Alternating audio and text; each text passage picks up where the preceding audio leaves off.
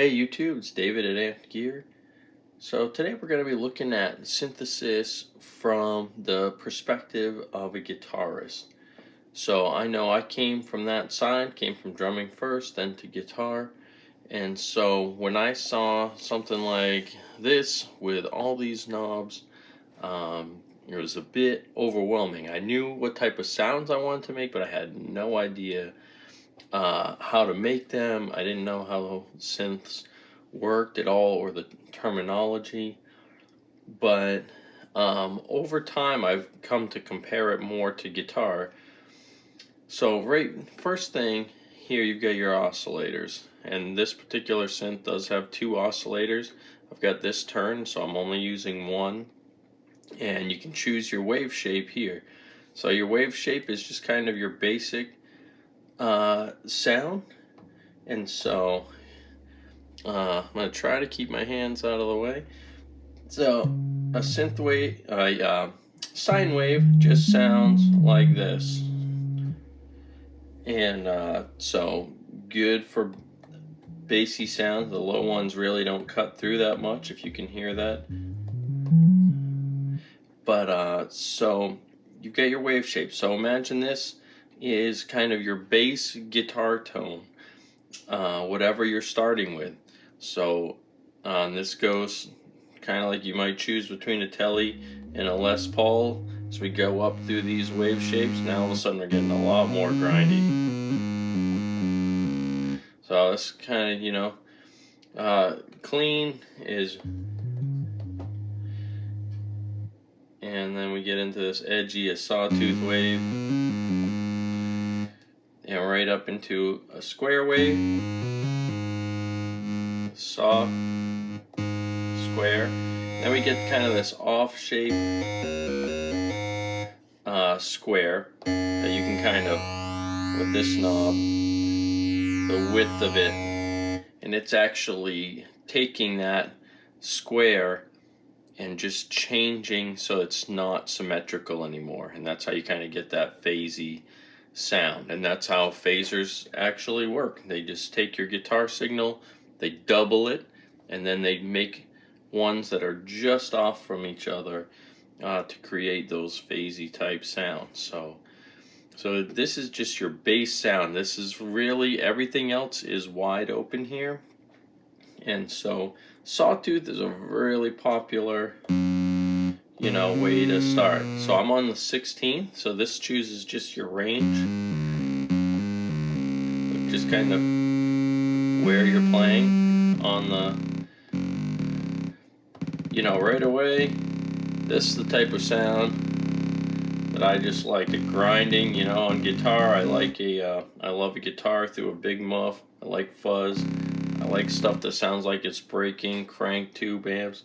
So just right away, this would be getting into the territory that I like. So the next thing, very commonly what you hear on synth all the time, is a filter. So a filter is similar to a wah. And so this is a low pass filter, and basically it lets all the low pass until you turn it all the way down, and it just rolls off the high end. It's different than a tone control though.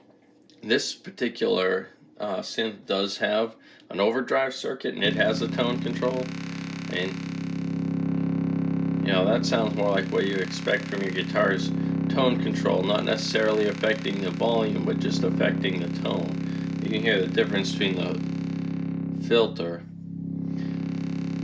So the filter, and there is actually a bandpass mode where it does leave some in, but all it's doing is just making a spike. So this is very much like a Crybaby wah or a classic Vox Clyde McCoy wah. So the other thing that really affects is your resonance control right here. And basically wherever the peak of the filter is, it gives it an extra bump. So this is kind of like a Q filter on a wah, if you had an adjustable wah, which I know a lot of them aren't, but might be something you're more familiar with. And so if we add just a little bit of it being added in until we turn this. And now we get a lot more vowel-y type sound. This was before. This is adding resonance up to 50%. So that's kind of your wah. This is where a lot of synth sounds, you know, you get a lot of your character from, is your filter. So this is where your sound comes from. This is an effect. Almost every synth has one, but still, in terms of thinking as a guitarist, you know, if this is all the way open, that's your bass tone. And when you roll this off, or you start doing stuff like this,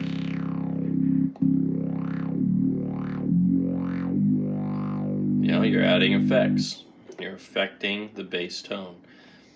So we're going to keep that wide open. So another thing that's very common on synthesizers is your LFO, so low frequency oscillator. This particular one you can choose from 5 different wave shapes to affect your sound. And so you have an amount knob right here. It's called mod depth.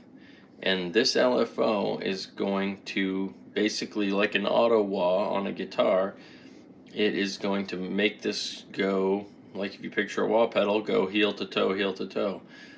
And so we got a rate knob right here.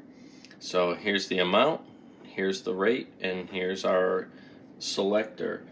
So if I just turn this mod up a little bit, I've got a light here flashing with what it's doing, and as we go up, you hear it start affecting the signal. As we turn it down more, turn the filter down, we'll get more extreme sounds. If we turn resonance up, we'll get a lot more different types of sound. And so just adjusting this rate gonna get us a lot of variation. So here's how you get some of the, you know, whoop type sounds, is exactly this way.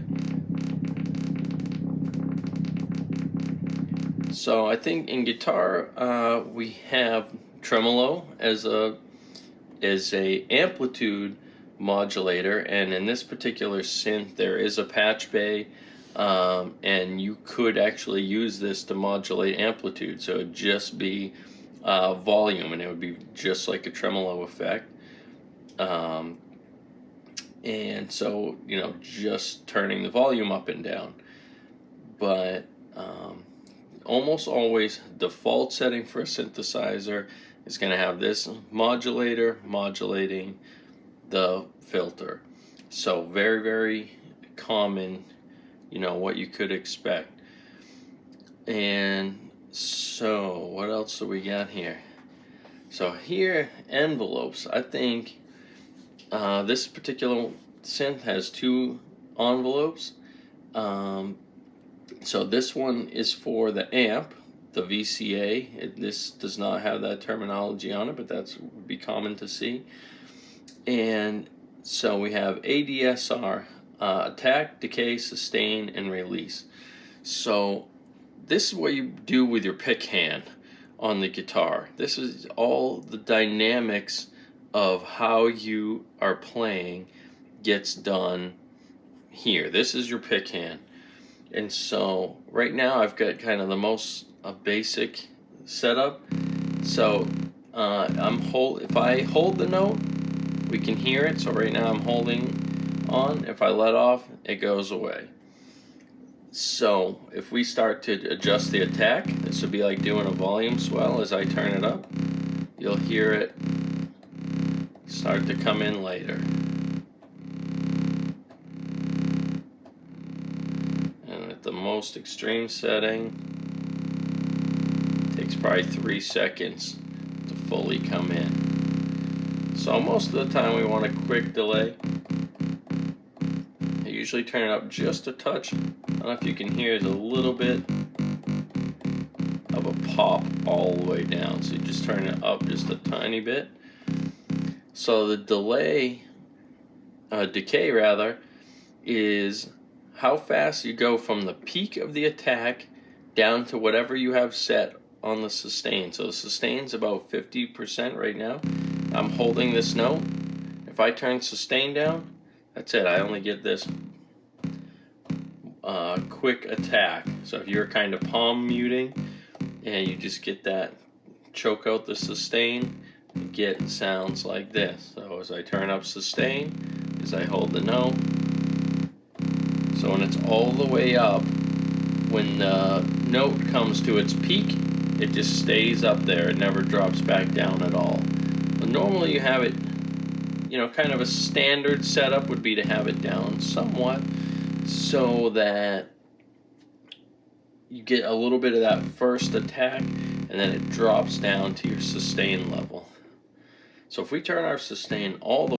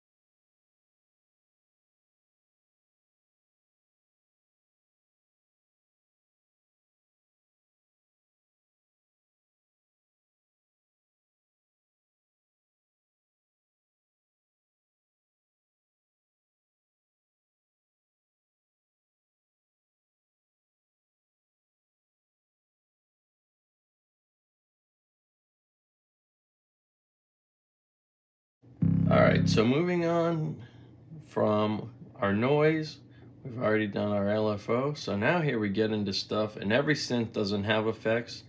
This synth does. We've got a delay and we've got an overdrive.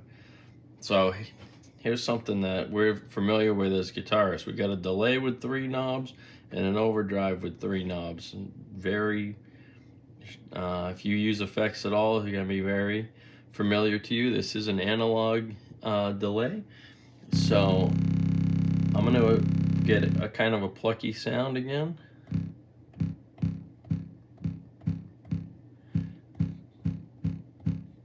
And now I'll bring the drive up. So you can see even with this drive all the way down, we still get sound through. Now we're getting a little bit edgier here. And then I'm just going to I'm going to start to bring up the mix. Bring in our time. This is time all the way down. This is kind of a chorusy effect. Start to bring up the repeats. That's still kind of just getting as such a fast delay.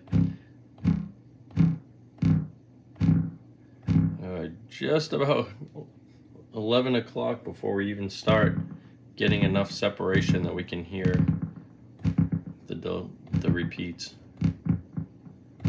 So there we go. Now they're starting to spread out.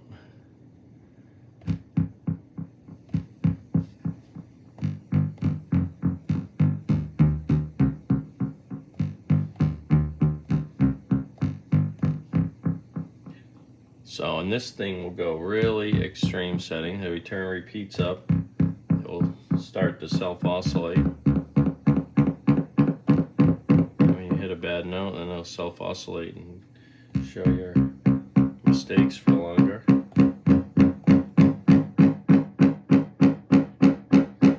So that really will start oscillating.